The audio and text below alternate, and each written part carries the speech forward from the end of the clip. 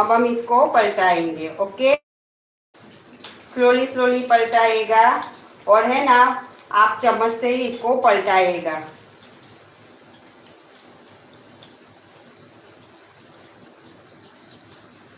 Minimum 1 minute होने दीजिएगा, उसके बाद आप इसको पलटाएं। ओके, तुरंत मत पलटाएगा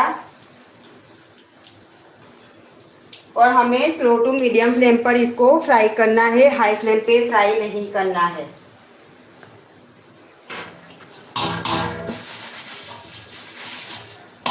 तो देखिए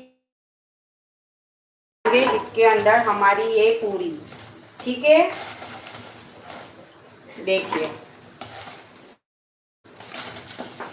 अब मुझे बताइए हमारी ये पूरी कैसी दिख रही है। कैमरा थोड़ा सा नीचे जाएगा। जय स्वामीनारायण ઈલાબેન, તમે કેમ છો? તમે મજામાં છો? मुझे है ना आप पे डाउट जा बेन होना, क्योंकि वो भी है ना शाही थी, पड़ोसी, हमारी पड़ोसी। आप बता नहीं रही हो, लेकिन मुझे आप पे डाउट जा रहा है कि आप वही हो। देखिए, देखा आपने, ये पुरखों के जमाने की खोबा पूरी।